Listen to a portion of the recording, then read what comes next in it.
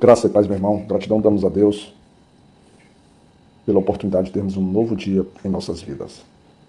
Nossa meditação hoje está no Salmos 130 e utilizaremos o versículo 4 para que a gente possa desenvolver o nosso devocional, a nossa mensagem, e que o teu coração possa ter tocado e que você possa estar disponível, estar, vamos dizer assim, quebrantado, esperançoso, buscando, na verdade, ter um contato íntimo e pessoal com o Senhor. No versículo 4 está escrito: mas contigo está o perdão para que sejas temido. O salmista, mais uma vez, entre tantos e tantos e tantos salmos, ele se vê numa situação de angústia, uma situação de sofrimento, uma situação de uma profundidade de desespero que é bastante tensa. A gente sempre gosta de frisar que, apesar de ser uma característica comum no salmista, talvez seja até uma naturalidade para o povo de Deus, essas aflições, principalmente no tocante não às decisões da sua vida prática, mas como resultado da sua fé, porque a partir do momento que ele manifesta uma fé real e verdadeira em Cristo, e como o mundo jaz no maligno, nós temos uma clara oposição entre figurinos, ou figurantes dentro de uma cena. Nós temos o mundo todo que caminha para o abismo, caminha para as trevas, enquanto o crente verdadeiro, enquanto aquele que tem uma relação de intimidade verdadeira e uma contrição sincera no Senhor e uma busca real, ele de fato encontrará uma dificuldade maior para poder se estabelecer na presença de Deus, porque ele será atacado. Então esses açoites, essas turbulências, elas são uma marca, não que o crente ele deva viver buscando essas angústias, não é isso. Mas o mundo, naturalmente, o opositor, o grande opositor que se faz da nossa fé, ele naturalmente ele se movimentará buscando nos atacar no ponto principal que nos sustenta na presença do Senhor, que é a nossa fé. E o salmista se vê num momento assim, porque no versículo 1 ele diz assim: das profundezas a te clamo, ó Senhor. E quando ele está se referindo às profundezas, ele não está se referindo a um probleminha, a um gás que faltou na nossa casa. Não. Talvez, vamos analisar de uma forma grosseira, para que nós possamos ter uma noção. Imagine que na sua casa tem uma pessoa que faz uso de um equipamento de saúde, um equipamento que precisa ficar ligado na energia elétrica 24 horas por dia, e que você não tenha comunicado, não tenha feito chegar a companhia de energia elétrica da sua cidade essa necessidade específica. E você, por algum momento, ou por um desleixo, por uma falta de atenção, ou até mesmo por dificuldades financeiras, você não tenha pagado a sua conta de energia elétrica, e quando você menos espera, você teve a sua luz cortada, colocando sobre risco, por exemplo, a vida daquela pessoa, o filho, a esposa, alguém que está dentro da sua casa, porque você certamente a ama, Você certamente se sacrificar para que ela possa ter vida, e uma vida em abundância. Lembrando que vida em abundância a gente só tem em Cristo. Então, o cenário aqui é um cenário de uma preocupação real. É claro que nós fizemos uma comparação esdrúxula um pouco, mas que é dentro de um cenário de uma realidade bem comum para as nossas vidas, as falhas que cometemos. E o que a gente quis trazer de inicial é dizer que essa profundeza ela não pode ser resultado da nossa, vamos dizer assim, da nossa conduta humana no sentido do nosso querer, mas que deva ser, que possa ser possível, resultado do ataque direto do nosso opositor, do opositor à nossa fé, do opositor à nossa fidelidade em Cristo. Se é que nós, como homens, temos fidelidade a Cristo, devido às nossas imperfeições, às nossas inconstâncias, às nossas mudanças de comportamento e de posicionamento ao longo da vida. Quanto a esse ponto, eu lembro que, em certo momento, eu assisti um programa quando eu era rapazinho, já rapaz para homem, não me lembro mais a idade certa, em que aquele grande humorista no Brasil chamado Chico Anísio fazia uma entrevista no programa, e tinha um quadro, parece que era o que eu vi, vivi, não sei o que, eu vi, vivi alguma coisa da vida. E ele relatava sobre sua posição de vida, que ele dizia assim: olha, houve um certo momento que eu pensava de um jeito. Aí ele completa: mas não é que eu mudei. Aí ele faz um silêncio, e logo depois ele diz assim: e tu sabes o que é o mais engraçado? É que após eu ter mudado, tu acreditas que eu mudei novamente? Então isso vai mostrando pra gente, ou vai sinalizando a nossa, vamos dizer assim, facilidade na mudança, e que por vezes ela é necessária, porque ela pode nos auxiliar até num processo de evolução, num processo de crescimento. Mas quando nós trabalhamos o nosso ponto de fé, a mudança ela não é um ponto tão bem visto. Não é uma mudança do ponto da fé, mas a mudança do nosso comportamento, do nosso renovado, do nosso transformar de vida, do nosso nascer de novo. Isso certamente. A própria palavra do Senhor diz: quem está em Cristo, nova criatura é. Tudo se faz novo. E coisas novas têm a ver com o aspecto da própria mudança, mudança de pensamento, mudança de olhar, mudança da forma de amar. Isso é tudo muito bom, né? Veja só, a gente está dizendo que por certos momentos há assuntos como é a nossa base de fidelidade, como é, por exemplo, a nossa fé, que é nosso crer na Bíblia, porque por meio de crer na Bíblia a gente está crendo no próprio Jesus, ou crendo em Jesus a gente crê na Bíblia, mas, por outro lado, há sim necessidade de mudanças em outros pontos da nossa vida. E o salmista, então, ele se encontra nessa profundeza, nesse abismo. Mas ele, naturalmente, como ele sabe onde é a fonte do seu socorro, de onde vem a esperança, como ele já passou pelos Salmos 119 ao 121, eu sempre confundo os dois salmos, né? É o Salmo 121, para ser mais exato, que quando ele diz assim, tu eleva os meus olhos para o monte, de onde me virá o socorro, e que claramente nós temos em nosso coração, nossa vida, que o socorro vem do Senhor. Então ele clama então a esse Senhor. E ele clama dizendo, escuta minha voz, escuta minha voz.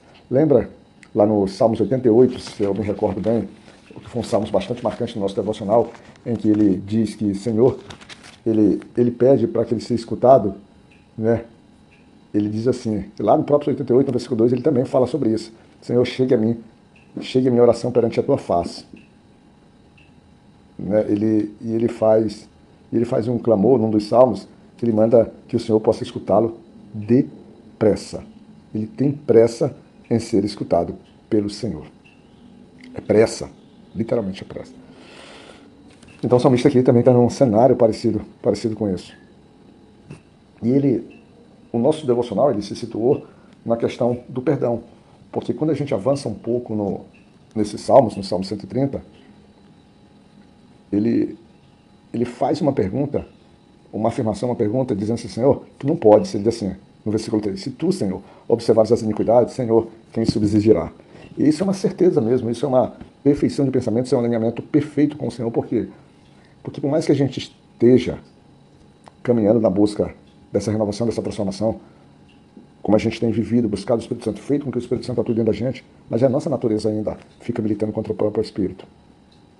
E é justamente nessa militância, ou nessa ação de oposição constante, fazendo com que o Espírito precise fazer uma atuação mais forte, mais constante, mais intensa, e essa atuação mais intensa poderá nos levar a situações de um desespero maior, de uma aflição maior, de uma angústia maior, ou de um medo até de estarmos sendo negados, sendo, vamos dizer assim, sendo deixados de lado pelo Senhor que nós agora clamamos e buscamos.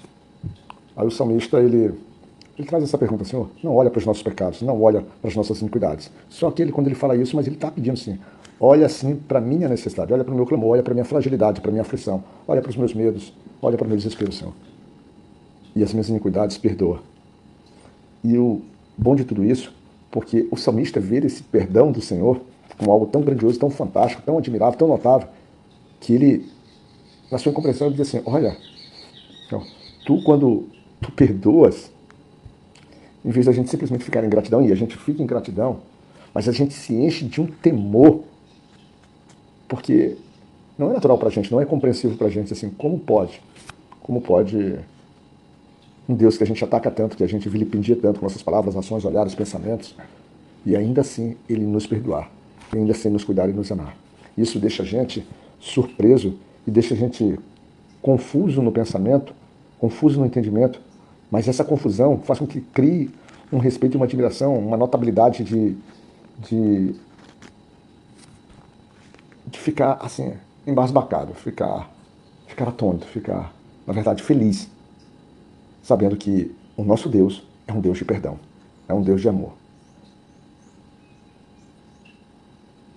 Mas aí, o salmista, ele confirma toda essa sua expectativa, porque ele diz que a sua alma aguarda por meio da palavra de Deus. E aí ele se nutre no contato diário com a palavra, ele se nutre na certeza de conhecer a profundidade, de ter a intelectualidade com o Senhor, para que ele possa conhecer as minúcias que ele próprio não teria condição de dizer. Mas que agora, nesse relacionamento, nessa presença, ele começa a decifrar esses segredos.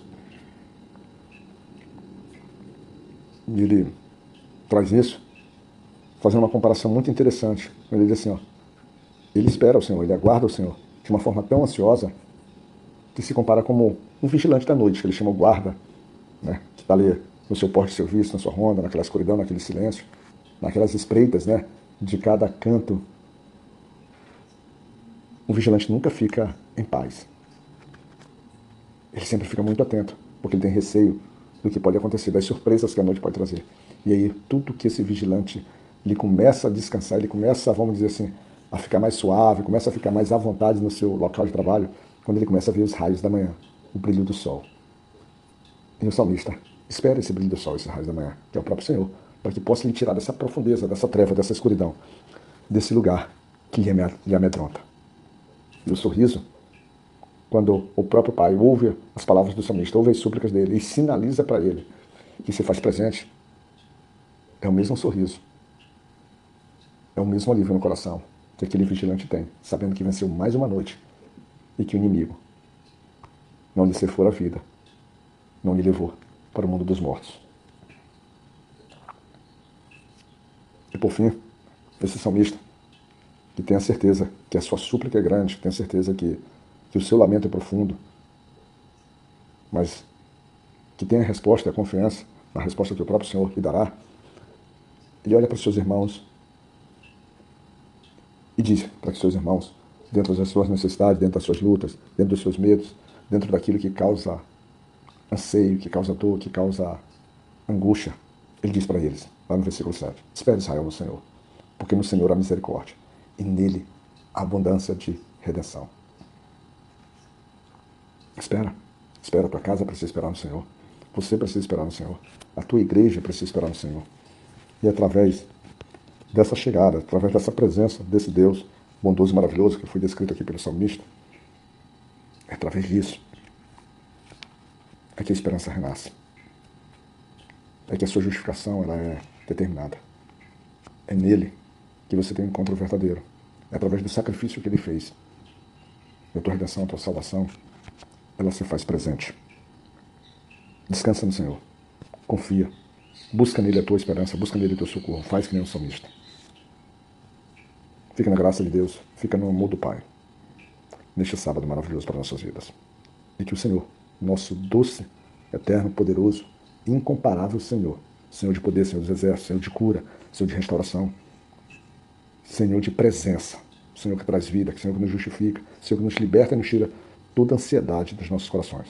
Que Ele possa se fazer presente e que Ele possa nos cuidar, meu irmão. Graça e paz.